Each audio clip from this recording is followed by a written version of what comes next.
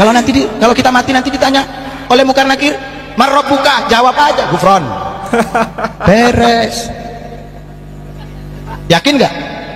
Yakin nggak? Ditanya siapa Tuhanmu, gufron jawabnya. Sebenarnya tidak hanya gufron aja yang semacam ini di Indonesia, masih banyak lagi yang lainnya. Yang sempat viral juga sebelumnya itu Weldo, dan Weldo ini juga sama didiamkan oleh MUI dan sampai sekarang ya masih memiliki pengikut yang banyak, bahkan tampaknya pengikutnya semakin bertambah. Oleh karena itu, yang dipertunjukkan dalam sunnah, ya, dalam syariat, itu cara sholat yang paling rendah sekali. Jadi umat Islam yang sholat sesuai sunnah itu katanya rendahan, tidak bernilai, tidak berkualitas. Sholat yang berkualitas kata Weldo tuh seperti ini nih, sholat gaib katanya.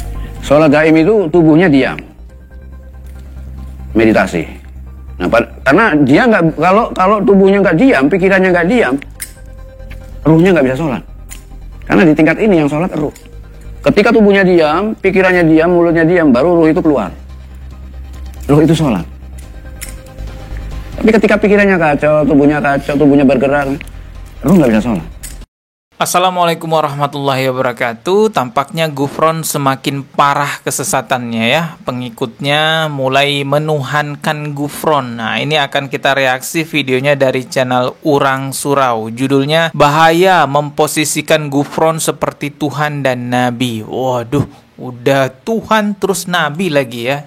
Dua-duanya tuh. Coba kita simak dulu videonya. Insya Allah Indonesia masih punya ulama yang peduli dengan kita yang jauh seperti ini. Mohon maaf. Hanya dengan acara mendadak seperti begini beliau berkenan hadir. Subhanallah. Beliau beberapa kali menerima tawaran dari negeri Lebanon, menerima tawaran dari negeri Jordan untuk pindah ke Jordan. Kira-kira kalau Abuya pindah ke Jordan boleh? Pede banget ya, katanya ditawari tinggal di Lebanon, ditawari tinggal di Jordan, tapi gufronnya nggak mau gitu. Sudah tidak ada lagi orang tua kita di Indonesia ini yang mampu, yang mau mentirakati, yang mau mentawajuhi kita semuanya. Bahkan beliau sanggup untuk menjadi penjaga gawang neraka kita. Bukan enak? Kalau kita mati nanti ditanya oleh Munkar Nakir, man rabbuka, jawab aja gufron. Beres. Yakin nggak? Yakin nggak? Aduh ya. Waman nabiyuka gufron. Selesai. Ini kata malaikat jawabnya gufron terus. Ya, untuk kita yang berakal ini lucu teman-teman, ngelihat ini lucu, tapi sebenarnya ini berbahaya sekali untuk akidahnya orang-orang yang mohon maaf awam lah terhadap agama Islam. Ini kan masalah akidah, ditanya siapa Tuhanmu, gufron jawabnya. Nah, coba kita lihat lanjut lagi nih videonya. Matur kepada Allah Subhanahu wa taala, gimana nih ya Allah? Orang Winong meninggal ditanya man rabbuka, jawabnya gufron. Ya sudah, kalau begitu cari itu gufron. Begitu ditanya Ka'bah gufron, jawabnya siapa? Abuya Mama Armin. Abuya Mama Armin ditanya, jawabnya siapa? Syekh Asnawi. Syekh Asnawi ditanya Syekh Abdul Karim. Syekh Abdul Karim ditanya Syekh Ahmad Khotib, terus sampai kepada Syekh Abdul Qadir Jailani, terus sampai kepada Sayyidina Ali, sampai kepada Nabi Muhammad. Permasalahannya, ngapain kita jawab susah-susah? Jadi nggak usah jawab susah-susah ya. Kalau ditanya marobukat, jawab aja gufron gitu ya. Siapa Tuhanmu, gufron gitu. Jadi aman katanya. Yuk kita ikut dalam gerbong beliau, kita ikut dalam kapal beliau, karena kita tidak pernah kenal Allah. Kita nggak kenal Allah. Kalau kita kenal Allah, Allahu Akbar. Saudaraku yang beriman kepada Allah Subhanahu wa taala, yang kita bahas pada kali ini adalah berkenaan dengan apa yang menyangkut tentang akidah kita. Kalau masalah katanya dia diminta oleh Lebanon, diminta oleh Yordania untuk tinggal di negara mereka, diminta Mama Gufron ini untuk di sana. Nah, masa bodoh ya dengan itu ya. Di dalam video ini yang perlu kita garis bawahi adalah ketika ya pengikut ini mengatakan bahwa man rabbuka, nanti dijawab dalam kubur itu adalah gufron. Wa man nabiyuka, maka dijawab adalah gufron. Saudaraku yang beriman kepada Allah Subhanahu wa taala, hal ini mengingatkan kita kepada sebuah apa yang disampaikan oleh Rasulullah sallallahu alaihi wasallam dalam sebuah sabdanya, fil qabri idza qila lahu man rabbuka wa ma dinuka wa man nabiyuka, hadis riwayat Imam Bukhari, hadis 1369. Di dalam kubur itu kata Rasulullah, engkau akan ditanya tentang man rabbuka, siapa Tuhanmu? Kemudian ma dinuka, apa agamamu? Wa man nabiyuka, dan apa nabimu. Nah, kalau menurut pengikutnya ini adalah gufran. Secara zahir, ya, mereka ini telah keluar dari akidah kita sebagai umat Islam. Karena merebutkan itu pasti jawabnya adalah Allah. Kenapa? Betul. Tiada Tuhan selain Allah. Jadi kalau ada orang yang ditanya siapa Tuhanmu, lalu dia menuhankan selain Allah, ya teman-teman tahulah itu apa sebutannya untuk orang-orang seperti itu. Mesti gufran. Kenapa disandingkan memposisikan gufran ini layaknya seperti Tuhan? Saudaraku yang beriman kepada Allah Subhanahu wa taala, di dalam akidah kita ini tidak ada sama sekali. Yang diajarkan dalam akidah kita itu adalah Tuhan kita adalah Allah, Nabi kita adalah Nabi Muhammad, dan agama kita itu adalah Islam.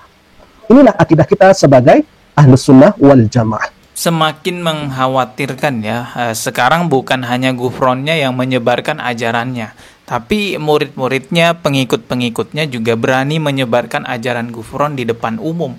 Bayangin tuh, orang-orang disuruh mempercayai bahwa gufron ini adalah Tuhannya. Ketika ditanya siapa Tuhanmu, jawab aja gufron katanya.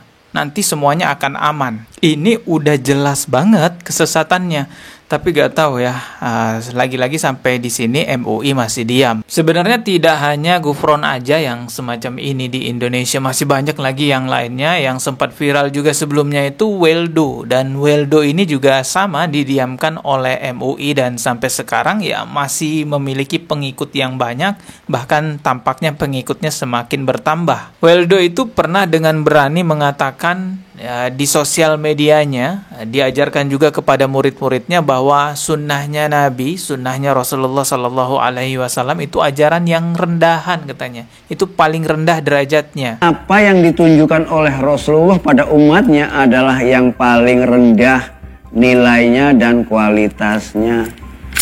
Nah, yang paling rendah kualitasnya ini kemudian disebut sunnah.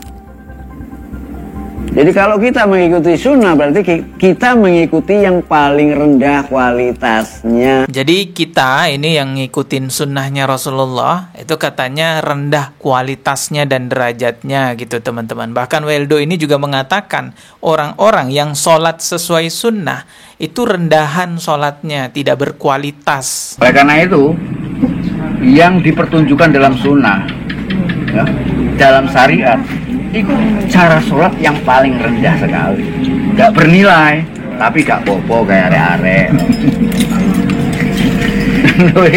Dia ngomong terus terang kayak gini. Jadi umat Islam yang sholat sesuai sunnah itu katanya rendahan, tidak bernilai, tidak berkualitas. Sholat yang berkualitas kata Weldo tuh seperti ini nih, sholat gaib katanya.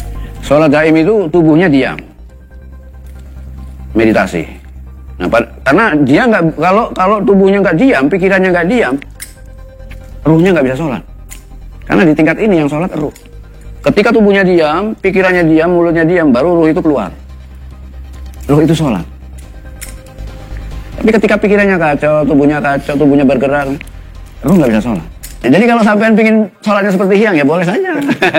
Nah itu katanya Weldo, sholat yang tingkatan tinggi itu sholat goib. Jadi dia itu kalau sholat berdiam diri saja, tidak bergerak, tidak mengikuti sunnah, cukup berdiam diri saja, ruhnya yang keluar lalu sholat. Jelas ini adalah kesesatan yang nyata dan fakta, ini tersebar luas di Indonesia. Ada Weldo, ada Gufron, ada yang lain-lainnya. Jadi berhati-hatilah umat Islam Indonesia. Mana ada sholat goib, badannya diem, ruhnya sholat. Rasulullah itu bahkan sakit keras sekalipun beliau sholat, teman-teman. Dalam sebuah kisah yang sangat populer sekali, Rasulullah itu pada saat sakit keras pun datang ke masjid untuk sholat, teman-teman. Karena tidak kuat menjadi imam sholat, akhirnya menyuruh sahabatnya yang menjadi imam, yaitu Abu Bakar radhiyallahu anhu. Ini menandakan bahwa Rasulullah itu sampai akhir hayatnya menegakkan sholat. Tidak seperti apa yang dikatakan Weldo itu ada sholat goib, ruhnya saja yang sholat, badannya nggak perlu bergerak, cukup berdiam diri saja. Jadi banyak sekali ya hal-hal yang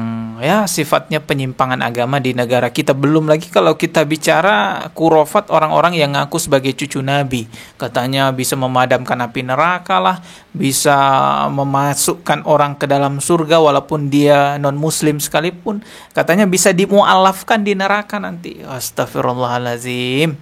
Indonesiaku yang tercinta, ada apa dengan negara kita, teman-teman ya? Negara dengan penganut agama Islam terbesar di dunia, tapi isinya Innalillah, semoga kedepannya bisa menjadi lebih baik lagi. Dan sekali lagi saya ingatkan buat masyarakat Indonesia, hati-hati ya, karena yang menyimpang-menyimpang begini masih berkeliaran ya di Indonesia. Jadi hati-hatilah teman-teman ya. Ketemu di video berikutnya, subscribe dan juga loncengnya ditekan sebagai notifikasi. Wassalamualaikum warahmatullahi wabarakatuh.